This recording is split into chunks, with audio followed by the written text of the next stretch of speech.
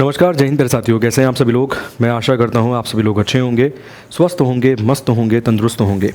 जातिगत जनगणना क्या है? ये जातिगत जनगणना और क्यों है ज़रूरी, क्या है इसके फ़ायदे और क्या है इसके नुकसान, इस सभी को हम कवर करेंगे आज के हमारे इस 10 मिनट के शानदार, जानदार और धमाकेदार सेशन में। देखिए, अगर हम बात करें जनगणना के बारे में, सेंसस के बारे में, तो पहली बार 1872 में मेयो के द्वारा, जो कि उस समय का वायसराय था, उसने भारत में पहली बार जनगणना करवाई थी, पहली बार सेंसस को कंडक्ट करवाया था। मगर कई सारी उसमें खामियां थी, जिसके कारण वर्ष एक बार फिर से जनसंख्या को कंडक्ट करवाया गया, मतलब बेसिकली सेंसस को करवाया गया 1881 में। और इस बार जो वायसराय था वो था रिपन, और इस ही जनगणना को 1881 वाली जो जनगणना थी, इसे ही हम बेसिकली पहली आधिकारिक जनगणना के रूप में भी गिनते हैं। और यहीं से प्रति 10 वर्षों में जनगणना जो है वो होती हुई चली आ रही है।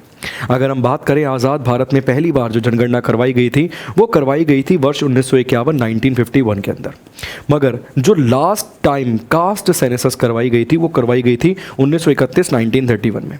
कास्ट सेंसस में गिना जाता है कि कितनी कास्ट के, कितने जातियों के लोग भारत में रहते हैं, कितनी विभिन्न विभिन्न प्रकार की जातियों के लोग भारत में रहते हैं।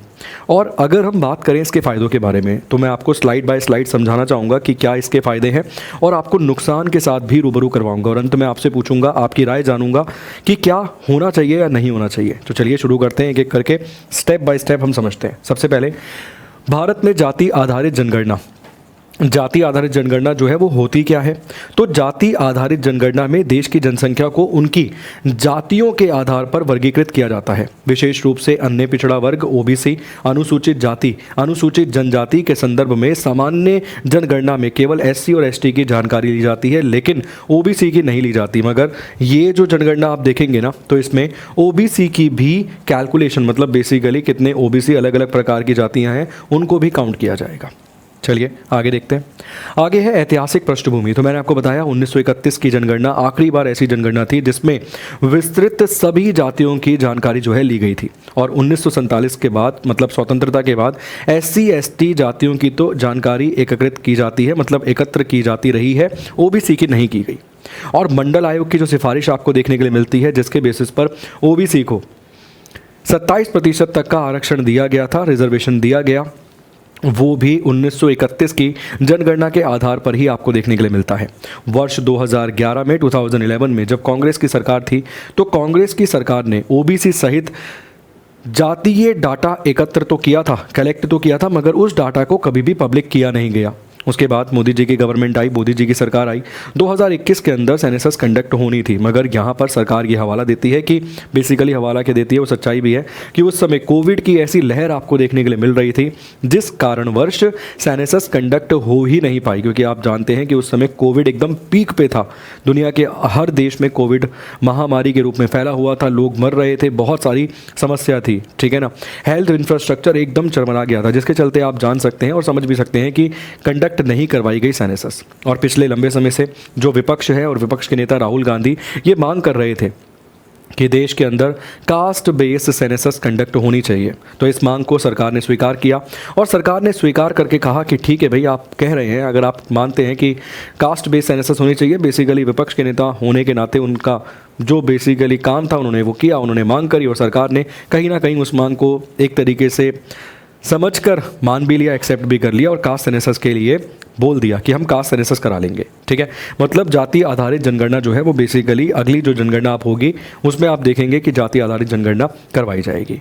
हालिया घटनाक्रम अगर आप देखेंगे तो बिहार भारत का पहला राज्य बना जहां पे जाति सर्वेक्षण करवाया गया, मतलब जाति आधारित डाटा जो है वो कलेक्ट किया गया। कहां पर? बिहार की हम बात कर रहे हैं। और इसके अनुसार ओबीसी, अदर बैकवर्ड क्लासेस, और ईबीसी की जो आबादी है वो 60% से अधिक देखने के लिए मिली। कहां पर? बिहार के अंदर, ठीक है। बिहार भारत का पहला राज्य यही मिलेगा जिसने जाति सर्वेक्षण करवाया। 2022-23 में आपने देखा कि इसने जाति सर्वेक्षण करवाया, और वहां पर ओबीसी और ईबीसी अकेले 60% आबादी केवल इन्हीं की यहां पर देखने के लिए मिली। अब हम जानते हैं कि पक्ष में तर्क क्या है।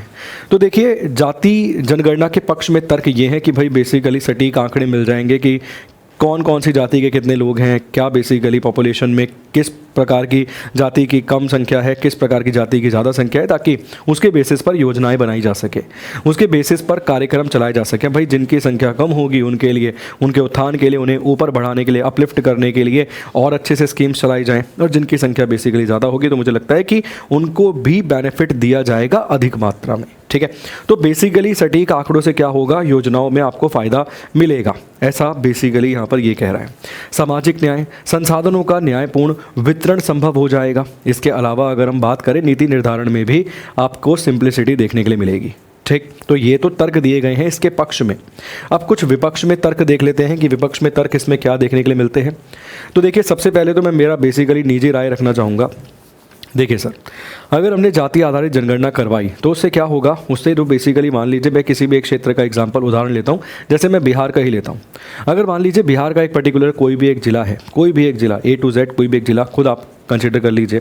अगर वहाँ पे एक प्रकार की जाति के लोग अधिक होंगे और ये चीज़ उनको भी पता चल जाती है कि भाई ठीक है, हमारी ही जो टाइप की जाति है वो यहाँ पर ज़्यादा रहती है, मेजॉरिटी में है, 70% हम ही हैं, तो उनके दिमाग में एक चीज़ की क्लैरिटी होगी कि भाई हम ही तय करेंगे कि कौन यहाँ से जीतेगा, कौन यहाँ से हारेगा। तो जो भी व्यक्ति चुनकर आएगा MP MLA के रूप में, तो वो भी कहीं ना कहीं फोकस करेगा कि इस जाति के लोगों को ज़्यादा थोड़ा सा बेनिफिट मिले, ज़्यादा थोड़ा सा फ़ायदा मिले। तो व्यक्तिगत तौर पर तो मेरी ये राय है कि ये नुकसान वाला पॉइंट आपको देखने के लिए मिलेगा। बाकी इसमें देखते हैं, जातीय विभाजन, समाज में जाति आधारित भेदभाव और बढ़ सकता है।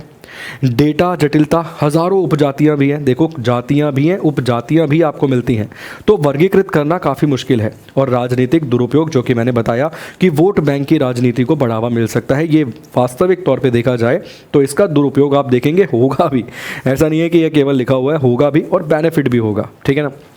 चलिए आगे अगर हम बात करें कि संवैधानिक और कानूनी पहलू क्या है, ये क्या कहते हैं, तो देखो भारत का संविधान जाति जनगणना के लिए रोकता नहीं है, कोई रोक का प्रावधान नहीं किया गया है, लेकिन इसे सावधानी पूर्वक और गोपनीयता बनाए रखते हुए किया जाना चाहिए। सुप्रीम कोर्ट ने भी नीति निर्माण के लिए डेटा आधारित निर्णयों की वकालत की है, मतलब सुप्रीम कोर्ट भी कहता है करा सकते हैं, कोई समस्या कोई दिक्कत नहीं है। मगर अंततः लास्ट में आप जानते हैं कि देश डेमोक्रेसी वाला देश है, लोकतांत्रिक देश है, इसमें लास्ट में अगर देखा जाए तो लोग ही सर्वोच्च हैं। यकीन मानिए सर, आपने पढ़ा भी होगा पॉलिटिकल साइंस में, ऑप्शन में अगर लोग दे दे, सुप्रीम कोर्ट दे दे, कॉन्स्टिट्यूशन दे दे और लोग दे दे, तो लोग ही सर्वोच्च हैं, क्योंकि उन लोगों ने ही बनाया है एक तरीके से संविधान, क्योंकि संविधान सभा में जो लोग बैठे हुए थे उनको भी अप्रत्यक्ष रूप से हम लोगों ने ही चुना था। तो अंततः लास्ट में तो लोग ही सर्वोच्च हैं। तो मैं चाहूँगा कि आप बेसिकली इस वीडियो को वॉच कर रहे हैं तो आप अपनी राय कमेंट बॉक्स में कमेंट करके ज़रूर ज़ाया करें। आप ज़रूर बताएं कि भाई आपको क्या लगता है कि बेनिफिट होगा या नुकसान होगा, और मूल्यांकन करके, ऐसे नहीं कि बेसिकली रैंडमली उठा के लिख दिया जाए, मूल्यांकन करके सोच समझ कर लिखिए। ठीक है ना, अपनी बुद्धि के माध्यम से लिखने का प्रयास कीजिए कि क्या बेनिफिट होगा या नुकसान होगा जाति आधारित जनगणना का। बहुत बहुत शुक्रिया, बहुत बहुत धन्यवाद आप सभी लोगों का। इसी प्रकार की अन्य वीडियोज़ के लिए भी बने रहिए हमारे साथ आपके अपने बिहार उत्कर्ष चैनल पर। Thank you so much, God bless you.